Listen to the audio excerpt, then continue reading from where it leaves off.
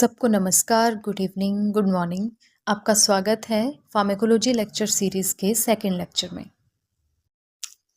पिछले लेक्चर में हमने कवर किया था definition of drug, definition of pharmacology, pharmacokinetics, pharmacodynamics की जनरल इंट्रोडक्शन। तो याद रहे D is important, D for dynamics, dynamics means power. D से याद रहे what drug does to the body, और उससे opposite pharmacokinetics, what body does to the drug. आज हम करेंगे रूट्स ऑफ ड्रग एडमिनिस्ट्रेशन। तो शुरू करते हैं। तो साइट ऑफ एक्शन पे बेस्ड दो तरह के रूट्स हैं। सबसे पहले जो क्लासिफिकेशन होती है रूट्स ऑफ ड्रग एडमिनिस्ट्रेशन की, वो ये है कि लोकल और सिस्टेमिक दो तरह के रूट्स हो सकते हैं depending upon site of action, कि हमें एक्शन कहाँ चाहिए, टारगेट साइट लोकल है या हमें सिस्टेमिक एक्शन चाहिए। तो इस पे बेस्ड है दो, लोकल और सिस्टेमिक। लोकल रूट की बात करें तो लोकल रूट कहाँ कहाँ यूज किया जा सकता है। तो लोकल रूट सिर्फ लोकलाइज्ड लीजन्स के लिए यूज कर सकते हैं। कुछ लोकलाइज्ड लीजन है सिर्फ वहां। अगर कुछ सिस्टेमिक प्रॉब्लम है तो लोकल रूट अप्रोप्रिएट नहीं है। दूसरा, वो लोकलाइज्ड लीजन कहीं डीप नहीं होना चाहिए, किसी डीप ऑर्गन में नहीं होना चाहिए, किसी बहुत डीप टिश्यू में नहीं होना चाहिए। कहाँ होना चाहिए? एट एक्सेसिबल साइट्स, जहां जिन साइट्स को हम एक्सेस कर सकते हैं बाहर से, वहीं पे हम लोकलाइज्ड लेजन के केस में लोकल रूट यूज कर सकते हैं।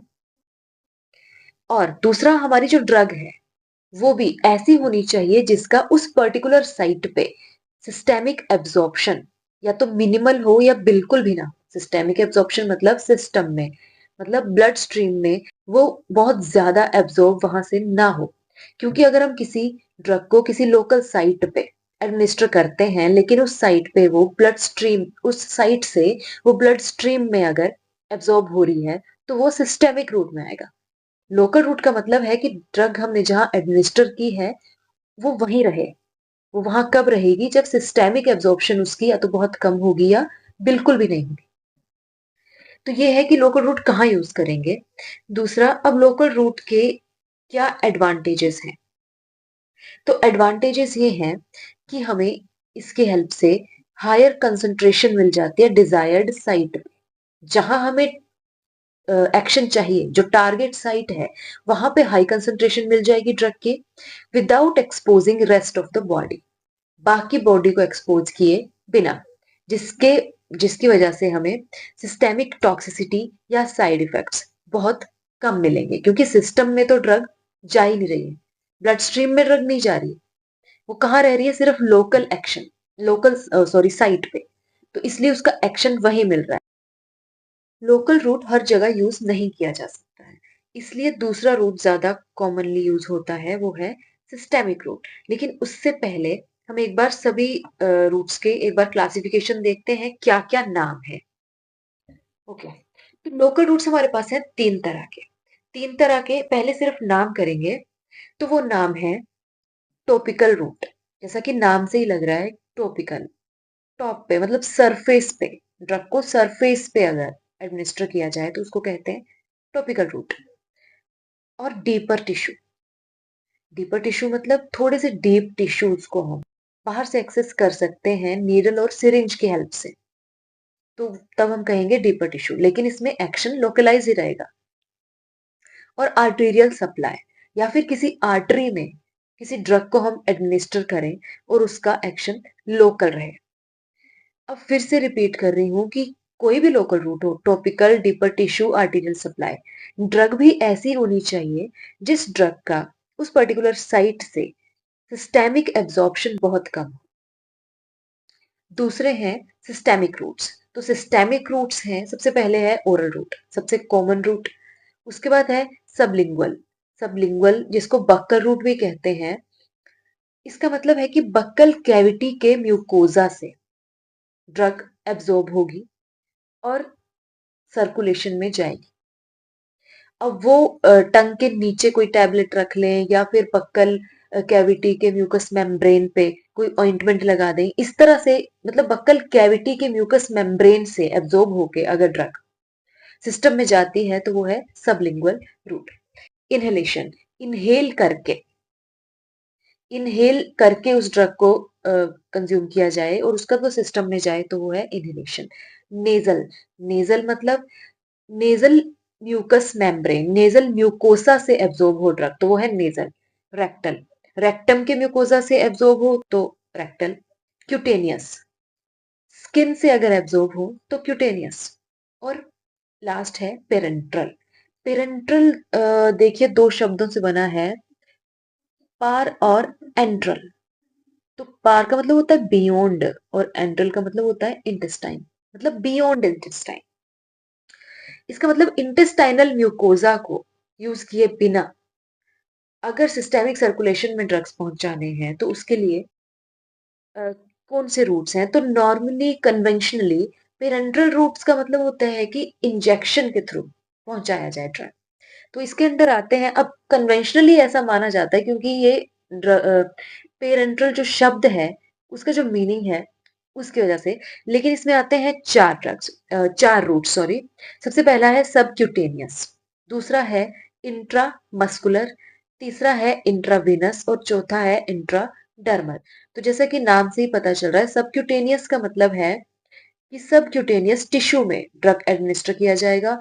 इंट्रामस्कुलर मतलब मसल में, इंट्रावेनस मतलब वेन में और इंट्राडर्मल मतलब डर्मिस में। डर्मिस मतलब जो स्किन की लेयर्स हैं, डर्मिस जिनको कहते हैं, एपिडर्मिस और डर्मिस। तो डर्मिस में या उन दोनों लेयर के बीच में अगर ड्रग एडमिनिस्टर किया जाए तो उसको कहते हैं इंट्राडर्मल। और क्यूटेनियस का मतलब था कि स्किन के ऊपर, और सबक्यूटेनियस का मतलब था कि सबक्यूटेनियस टिश्यू में। तो ये है नाम, रूट्स के नाम। लोकल रूट्स 3 हैं, सिस्टेमिक रूट्स 7 हैं। इसके बाद एक एक करके हम इन रूट्स को कवर करेंगे। तो सबसे पहले आते हैं टॉपिकल रूट।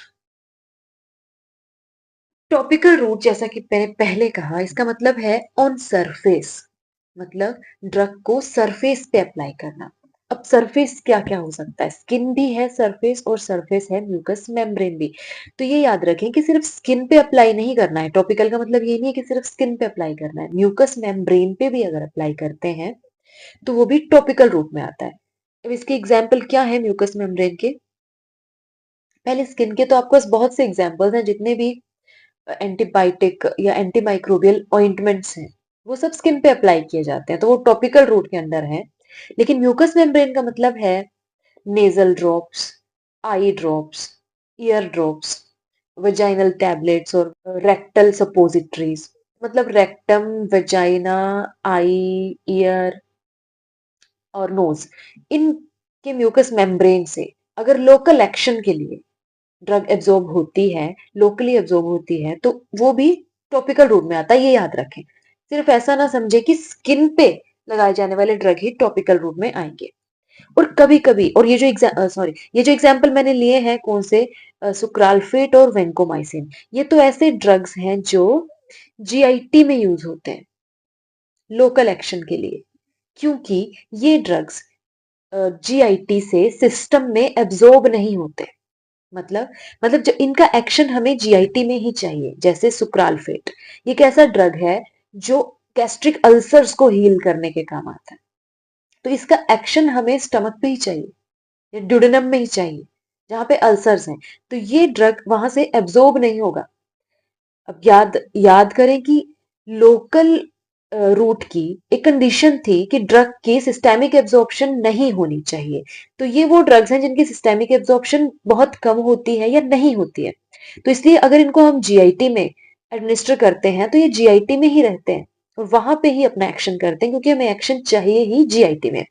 वैसे ही वेंकोमाइसिन, ये एक एंटीबायोटिक है जो कोलाइटिस में यूज की जाती है। मतलब कोलोन की इन्फ्लेमेटरी कंडीशन में ये ड्रग यूज की जाती है, क्योंकि ये जीआईटी से सिस्टेमिक सर्कुलेशन में नहीं जाएगी, ये जीआईटी में ही रहेगी। तो ये दोनों जीआईटी में यूज होंगे, मतलब ये तो गैस्ट्रो इंटेस्टाइनल ट्रैक की म्यूकस मेम्ब्रेन पे अपना फंक्शन दिखाएंगे।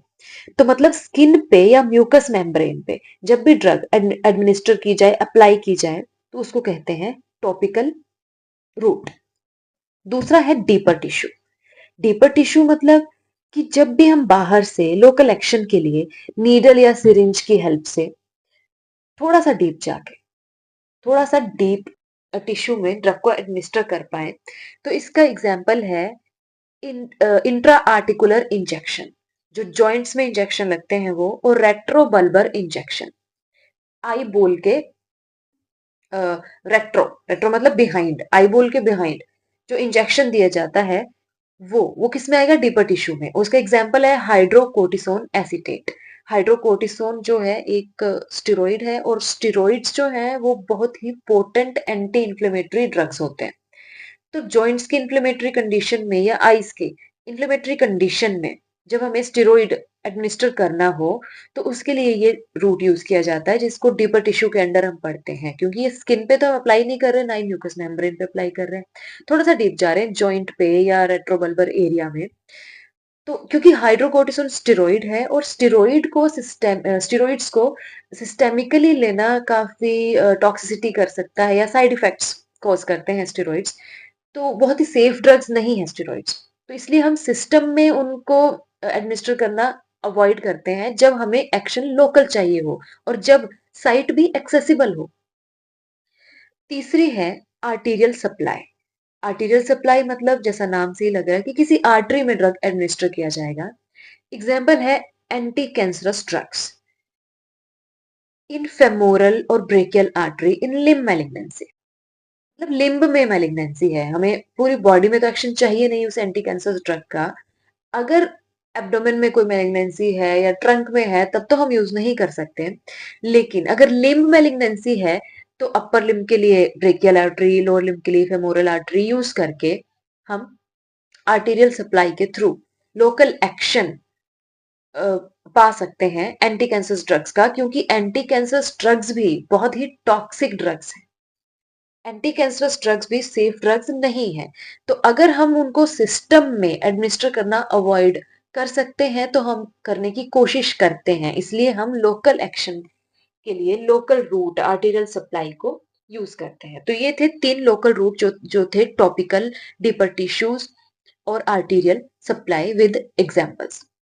अब बात करें अगर सिस्टेमिक रूट्स की, तो सिस्टेमिक रूट जैसा कि नाम से ही लग रहा है, intended to be absorbed into blood stream, मतलब सिस्टम में सिस्टेमिक सर्कुलेशन में एब्जॉर्ब होना है ड्रग को, ये हम चाहते हैं, and distributed all over body, और वहां से फिर वो ब्लड के थ्रू, ब्लड के साथ साथ पूरी बॉडी में डिस्ट्रीब्यूट होगा, इंक्लूडिंग साइट ऑफ एक्शन, जो जहां पे हमें एक्शन चाहिए उस साइट पे भी ये यहां से डिस्ट्रीब्यूट होगा। तो वो है systemic route of drug administration. अब इनको भी एक एक करके पढ़ेंगे। सबसे पहले आता है ओरल रूट। तो ओरल रूट के फायदे क्या हैं? सबसे पहले कि ये ओल्डेस्ट रूट है, कॉमनेस्ट रूट है, पेनलेस है, असिस्टेंस नहीं चाहिए, मतलब पेशेंट को इस रूट को यूज करने के लिए किसी की असिस्टेंस नहीं चाहिए, अकेले वो दवाई ले सकता है ओरल रूट से। नॉन इन्वेसिव, और इसमें कोई इन्वेजन नहीं हो रहा है, बॉडी को इन्वेड नहीं कर रहे हैं हम, इसलिए ये बहुत ही इजीएस्ट रूट भी है, सबसे इजी। लेकिन फिर भी इसके अलावा, अब ये कॉमनेस्ट है, पेनलेस है, ओल्डेस्ट है, असिस्टेंस भी नहीं चाहिए, नॉन इन्वेसिव है, ये सब इसके फायदे हैं। लेकिन इसके कुछ डिसएडवांटेजेस भी हैं, जो क्या है कि ये बहुत स्लो है। मतलब इस रूट से जब हम ड्रग एडमिनिस्टर करते हैं, तो उसका एक्शन आने में काफी टाइम लगता है, और इसीलिए ये इमरजेंसी कंडीशंस के लिए बिल्कुल भी अच्छी चॉइस नहीं है।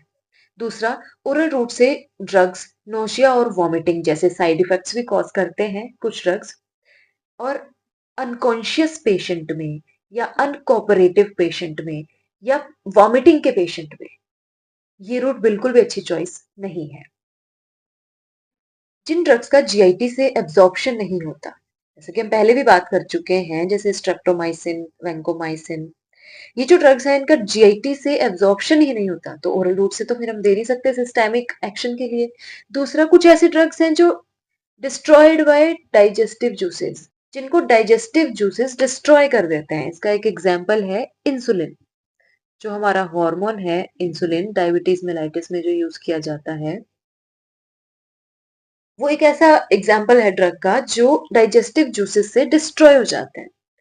तो इसका मतलब ये सब डिसएडवांटेज हैं ओरल रूट के। और एक और इम्पॉर्टेंट बात है ओरल रूट के बारे में, वो ये है ओरल रूट से एडमिनिस्टर किया गया ड्रग का मेटाबॉलिज्म कौन सा होता है, फर्स्ट पास मेटाबॉलिज्म, जिसके कारण उस ड्रग की बायो अवेलेबिलिटी बहुत कम होती है। अब इन दोनों टर्म्स को हमें समझना होगा कि इन दोनों टर्म्स का क्या मतलब है। देखिए, सबसे पहले बात करते हैं फर्स्ट पास मेटाबॉलिज्म की। तो फर्स्ट पास मेटाबॉलिज्म का मतलब है कि कोई भी ड्रग हमने लिया ओरल रूट से, तो पहले वो स्टमक में जाएगा, ठीक है, इंटेस्टाइन में जाएगा। जैसा कि हम सब जानते हैं कि इंटेस्टाइन से लिवर के लिए एक सर्कुलेशन जो जाती है जिसको हम कहते हैं पोर्टल सर्कुलेशन। पोर्टल सर्कुलेशन मतलब जो भी ड्रग हम कंज्यूम करते हैं ओरल रूट से, वो ड्रग पहले लिवर में जाती है। ब्लड स्ट्रीम में जाने से पहले कहाँ जाती है, लिवर में। लिवर में जाती है और उसके बाद वो ब्लड स्ट्रीम में जाती है।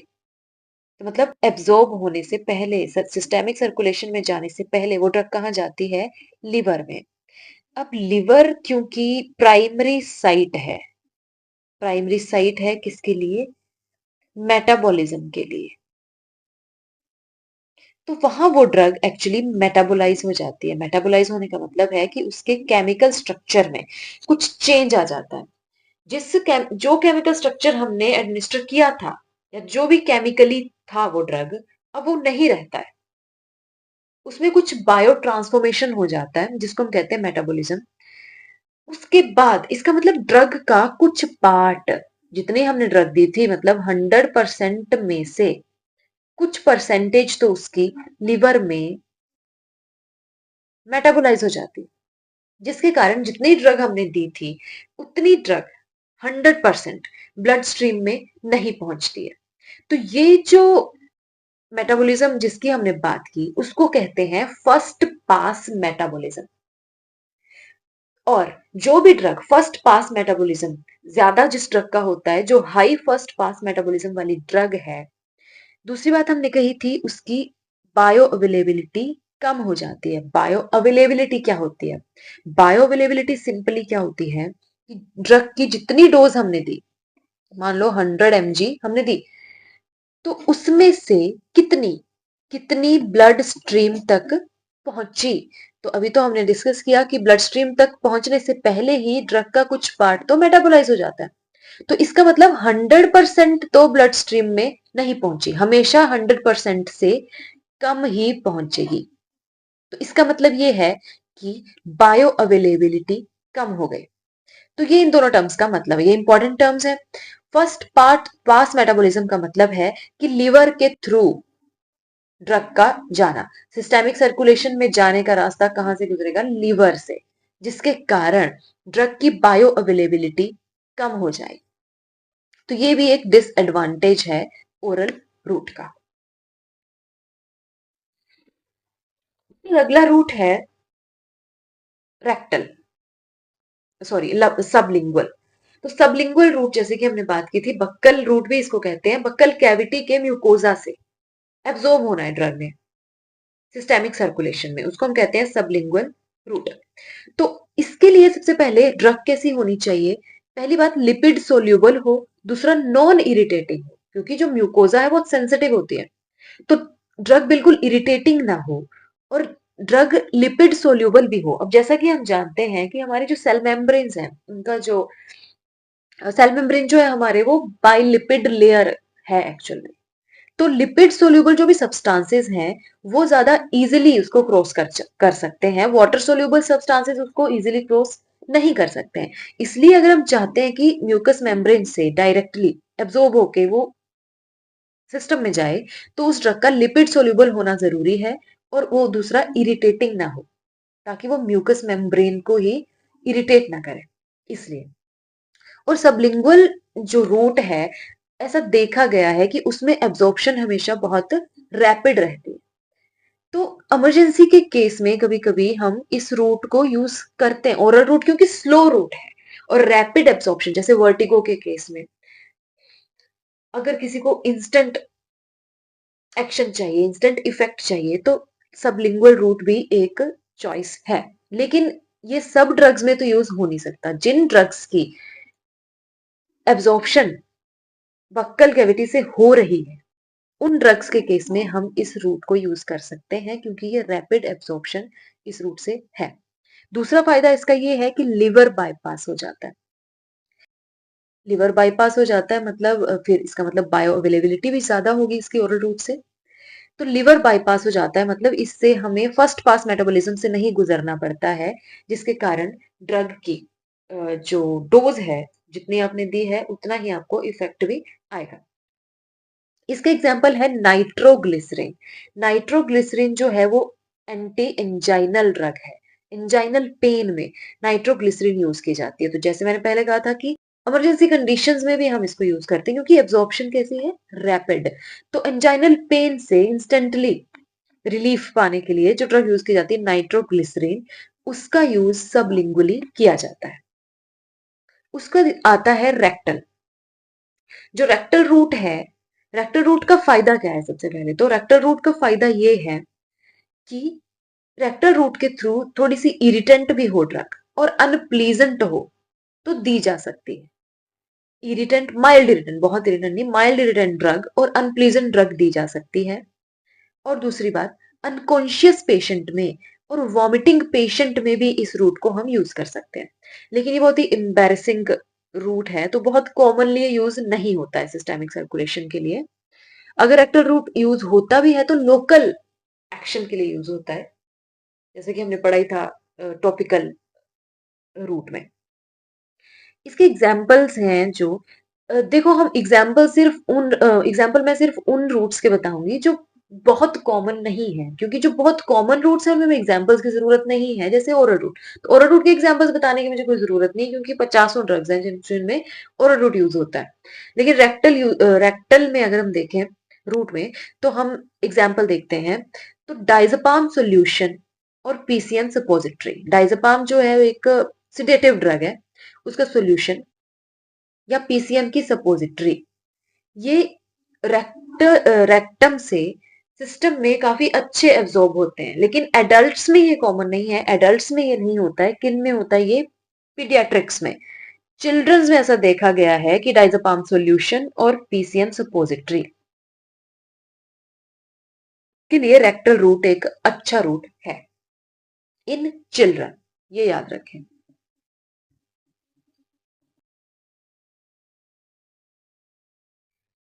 अगला रूट है इनहेलेशन।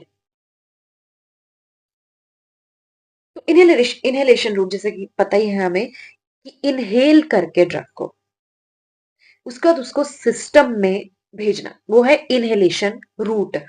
तो इनहेलेशन रूट के लिए पहले हमें ड्रग्स कैसे चाहिए? या तो वो वॉलेटाइल लिक्विड हो या फिर वो गैस हो। कोई सॉलिड ड्रग हम नहीं दे सकते ऐसे, और लिक्विड भी नहीं दे सकते। वॉलेटाइल लिक्विड होनी चाहिए या फिर गैस होनी चाहिए। पहले तो ड्रग की डोसेज फॉर्म क्या होनी चाहिए, कैसा होना चाहिए ड्रग, पहली बात। दूसरा, इनहेलेशन रूट भी काफी रैपिड एक्शन शो करता है, क्योंकि एल्वेलाई का सरफेस बहुत ज्यादा है, जैसा कि हम जानते हैं। तो एल्वेलाई के थ्रू डायरेक्टली ब्लड स्ट्रीम में वो ड्रग जाएगी, इसलिए ये बहुत ही रैपिड एक्शन शो करता है। इसके एग्जाम्पल है जनरल एनेस्थेटिक्स। जनरल एनेस्थीसिया के लिए जो ड्रग्स यूज किए जाते हैं, उनके लिए ये कॉमन रूट है, इनहेलेशन रूट। इसके अलावा अगला रूट है नेजल रूट।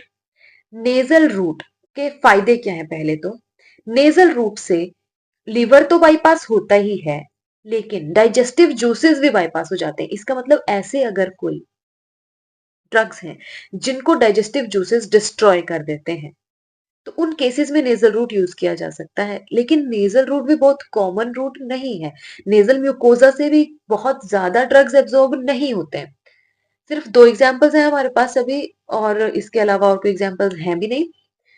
और ये दोनों ही हॉर्मोन्स हैं। ये जो हॉर्मोन्स रहते हैं ना, इनके केस में ज्यादातर ऐसा होता है कि ये डाइजेस्टिव जूसेस इनको डिस्ट्रॉय कर देते हैं, जैसा कि हमने इंसुलिन में भी देखा था। लेकिन इंसुलिन ऐसा हार्मोन नहीं है जो नेजल म्यूकोसा से एब्जॉर्ब हो रहा हो। तो कौन से ऐसे हॉर्मोन्स हैं जो डाइजेस्टिव जूसेस से जिनको बचाना भी है और दूसरा नेजल म्यूकोसा से एब्जॉर्ब भी हो जाए? दो एग्जाम्पल है हमारे पास।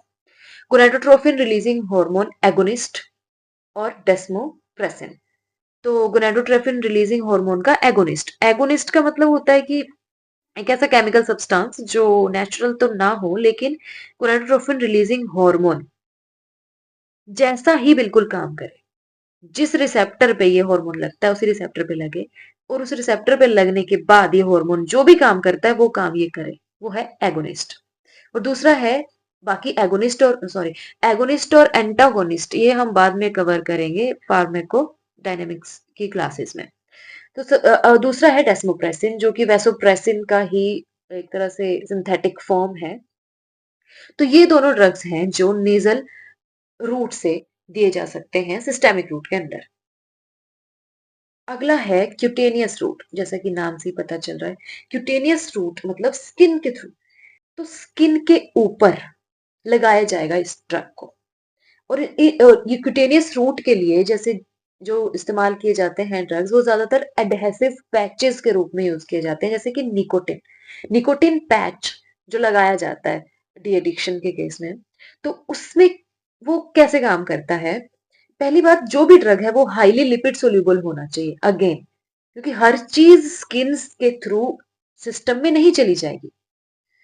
सिर्फ लिपिड सोल्यूबल नहीं, हाईली लिपिड सोल्यूबल ड्रग हो, पहली बात तो। दूसरा होगा क्या, स्लो एंड प्रोलोंग्ड एब्जॉर्प्शन उसकी होगी। उस ड्रग की बहुत ही स्लो प्रोलोंग्ड एब्जॉर्प्शन होगी। प्रोलोंग्ड मतलब काफी टाइम तक, धीरे धीरे काफी टाइम तक उसकी एब्जॉर्प्शन होती रहेगी, जिससे सिस्टम में, सिस्टेमिक सर्कुलेशन में उस पर्टिकुलर ड्रग का एक कंसंट्रेशन, बैलेंस्ड कंसंट्रेशन रहेगा, एक कांस्टेंट कंसंट्रेशन मेंटेन्ड रहे ब्लड में। इसके लिए जरूरी है कि उस ड्रग का स्लो रिलीज होता रहे, प्रोलोंग्ड एब्जॉर्प्शन होती रहे। एग्जाम्पल है निकोटीन का एडहेसिव पैच। तो अगला है पेरेंट्रल रूट। पेरेंट्रल रूट जैसा कि हमने पहले ही देखा था बियॉन्ड इंटेस्टाइन। इसका मतलब है, जैसे कि पहले भी डिस्कस किया, कन्वेंशनली पेरेंट्रल का मतलब होता है administration bye injection which takes the drug directly into tissue fluid or blood without having to cross the enteral mucosa।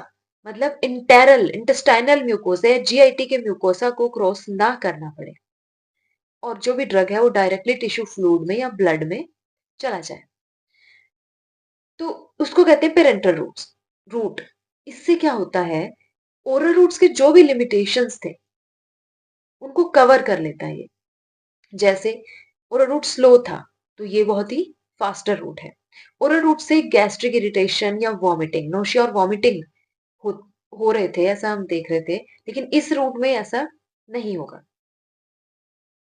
और दूसरा, जैसे कि ओरल रूट में हम देख रहे थे अनकॉन्शियस पेशेंट में, अनकोऑपरेटिव वॉमिटिंग पेशेंट में हम इसको यूज नहीं कर सकते थे। पेरेंटल रूट्स जो हैं वो अनकॉन्शियस, अनकोऑपरेटिव और वॉमिटिंग पेशेंट्स में यूज किए जा सकते हैं। दूसरा, जो भी डाइजेस्टिव जूसेस से डिस्ट्रॉय हो जाते हैं ड्रग्स, उनके केस में हम यूज कर सकते हैं। या जिन ड्रग्स की एब्जॉर्प्शन ही नहीं होती जीआईटी से, उनके केस में हम पेरेंटल रूट्स यूज कर सकते हैं। लेकिन डिसएडवांटेज क्या है पेरेंटल रूट्स के? पेरेंटल रूट्स के डिसएडवांटेज ये हैं कि हमें जो प्रिपरेशन चाहिए वो स्टेराइल चाहिए, लेकिन ओरल रूट में ऐसा नहीं था। ओरल रूट में हमें स्टेराइल प्रिपरेशन नहीं चाहिए होती, इसलिए ओरल रूट जो है वो थोड़ा चीप भी पड़ता है। ओरल रूट से जो ड्रग्स देने हो वो ड्रग्स कॉस्टली नहीं होते, लेकिन पेरेंटल रूट से जो ड्रग एडमिनिस्टर करने हो उनकी कॉस्ट बढ़ जाती है। तो अभी डिस्कस करते हैं कि पेरेंटल रूट्स में हमारे पास कौन कौन से रूट्स हैं। तो सबसे पहले है सबक्यूटेनियस। सबक्यूटेनियस रूट मतलब सबक्यूटेनियस टिश्यू में, स्किन के नीचे जो सबक्यूटेनियस टिश्यू है वहां, उस लूज सबक्यूटेनियस टिश्यू में ड्रग एडमिनिस्टर की जाएगी। तो ध्यान देने की बात यह है कि जो सबक्यूटेनियस टिश्यू है वहां पे नर्व सप्लाई ज्यादा होती है और वेस्कुलर सप्लाई कम होती है। ऐसा हम क्यों कह रहे हैं? ऐसा हम कह रहे हैं मसल्स के कंपैरिजन में। मतलब मसल्स के कंपैरिजन में सबक्यूटेनियस टिश्यू में नर्व सप्लाई ज्यादा है और वेस्कुलर सप्लाई कम, क्योंकि वहां नर्व सप्लाई ज्यादा है। इसलिए सबक्यूटेनियस रूट से जो ड्रग हम दे रहे हैं हमें ध्यान रखना पड़ता है कि वो नॉन इरिटेंट हो। ठीक, तो नॉन इरिटेंट ड्रग हो और वेस्कुलर सप्लाई कम है, मतलब एब्जॉर्प्शन भी ड्रग का कैसा होगा, स्लो। तो एग्जाम्पल है इसका इंसुलिन। उसके बाद है इंट्रामस्कुलर। इंट्रामस्कुलर नाम से पता चल रहा है कि मसल में हम ड्रग एडमिनिस्टर करेंगे। तो कौन सी मसल्स में किया जाता है, large skeletal muscle, one of the large skeletal muscle. और वो लार्ज स्केलेटल मसल्स कौन सी होती हैं, तो सबसे कॉमन है डेल्टोइड और ग्लूटियस मैक्सिमस। ट्राइसेप्स भी यूज होती है और भी यूज होती है, लेकिन सबसे कॉमन है डेल्टोइड और ग्लूटियस मैक्सिमस। ठीक, तो इंट्रामस्कुलर रूट में देखो, जैसे पहली बात हुई थी कि नर्व सप्लाई यहाँ कम है और वेस्कुलर सप्लाई ज्यादा है, किसके कंपैरिजन में, सबक्यूटेनियस टिश्यू के कंपैरिजन में। ऐसा हम क्यों कह रहे हैं, क्योंकि हम ये बताना चाहते हैं कि इंट्रामस्कुलर रूट से जो ड्रग हमें एडमिनिस्टर करनी है वो माइल्ड इरिटेंट हो सकती है। यहाँ हमें बहुत ध्यान देना था कि ड्रग बिल्कुल नॉन इरिटेंट हो। यहाँ पे हम माइल्ड इरिटेंट ड्रग यूज कर सकते हैं क्योंकि नर्व सप्लाई जो है वो थोड़ी कम है सबक्यूटेनियस टिश्यू से, और वेस्कुलर सप्लाई जो है वो ज्यादा है। इसका मतलब कि सबक्यूटेनियस टिश्यू के कंपैरिजन में इंट्रामस्कुलर रूट से एब्जॉर्प्शन जो होगी थोड़ी फास्ट होगी। तो इसमें एब्जॉर्प्शन फास्ट होगी, इसमें एब्जॉर्प्शन स्लो होगी। इसमें ये इरिटेंट के लिए, इरिटेशन के लिए बहुत प्रोन है क्योंकि नर्व सप्लाई ज्यादा है। ये उतना प्रोन नहीं है, इसलिए माइल्डली इरिटेंट भी हो ड्रग तो हम इसमें यूज कर सकते हैं इंट्रामस्कुलर रूट से। अब एग्जाम्पल नहीं बता रही हूँ फिर से इंट्रामस्कुलर, क्योंकि बहुत सारे एग्जाम्पल्स हैं। और अगला है इंट्रा विनस, मतलब वेन में देना। तो कौन सी वेन्स में दिया जाता है, सुपरफिशियल वेन्स में ड्रग को डायरेक्टली एडमिनिस्टर किया जाता है। और इसकी खास बात क्या है इंट्रावेनस रूट की, कि ये फास्टेस्ट रूट है क्योंकि डायरेक्टली हम ब्लड में एडमिनिस्टर कर रहे हैं। फास्टेस्ट रूट कौन सा है सभी रूट्स में से, तो वो है इंट्रावेनस रूट। और क्योंकि जो वेन है, वेन की जो इंटिमा होती है वो बिल्कुल इनसेंसिटिव होती है, इसलिए हाईली इरिटेंट भी हो अगर ड्रग, हाईली इरिटेंट ड्रग, तो वो भी इंट्रावीनस रूट से दिया जा सकता है। लेकिन प्रॉब्लम क्या है कि ये सबसे रिस्की रूट है। पेरेंटल रूट्स जो हैं वो मतलब ओरल रूट्स के कंपैरिजन में वो वैसे भी ज्यादा रिस्की रहते हैं। और उनमें से भी सबसे रिस्की हम किसको मानते हैं, इंट्रावीनस को। रीजन क्या है, रीजन ये है कि वाइटल ऑर्गन्स, ब्रेन है, हार्ट है, किडनी है, जो भी वाइटल ऑर्गन्स हैं वो बहुत हाई डोज के लिए, बहुत हाई कंसंट्रेशन के लिए एकदम एक्सपोज हो जाते हैं इस रूट में, इसलिए इसको रिस्की रूट माना जाता है। और फायदा इसका एक और सबसे बड़ा ये भी है कि इसकी डोज कम यूज करनी पड़ती है हमें। क्यों, स्मॉल डोज पे भी हमें अच्छा एक्शन मिलता है क्योंकि इसकी बायो अवेलेबिलिटी 100% है। ओरल रूट में कैसा था कि जब हम 100% ड्रग दे रहे थे तो 60%, 70% डिपेंड करता है कि बायोअवेलेबिलिटी कितनी है, लेकिन हमेशा 100% से तो कम ही थी।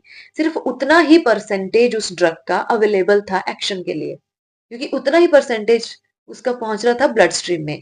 लेकिन आईवी रूट में तो 100% ब्लड स्ट्रीम में पहुंच रहा है, इसलिए हमें डोज इसकी कम यूज करनी पड़ती है ओरल रूट के कंपैरिजन में। तो ये इसकी एडवांटेज है। ये हाईली रिटर्न ड्रग्स भी यूज कर सकते हैं, ऐसे ये इसका एडवांटेज है। और फास्टेस्ट रूट है इसलिए इमरजेंसी के लिए बेस्ट रूट माना जाता है इंट्रावेनस। ये इसके एडवांटेज है, लेकिन ये रिस्की है, ये एक डिसएडवांटेज इसका है। लास्ट रूट है इंट्राडर्मल। ये भी बहुत कॉमनली यूजर वाला रूट नहीं है, इंट्राडर्मल रेयरली यूज होता है। इसमें हम करते क्या है, drug it administered into skin raising a blood. तो स्किन में, जैसे कि पहले कहा था डर्मिस में, जो स्किन की लेयर होती है डर्मिस, उसमें अगर ड्रग एडमिनिस्टर की जाए तो उसको कहते हैं इंट्राडर्मल। एग्जाम्पल है इसका बीसीजी वैक्सीन। तो इन्फेंट्स में जो बीसीजी वैक्सीन लगाई जाती है वो इस रूट से एडमिनिस्टर की जाती है, जिसको हम कहते हैं इंट्राडर्मल। तो नेक्स्ट लेक्चर से शुरू करेंगे फार्माकोडायनेमिक्स। Thank you.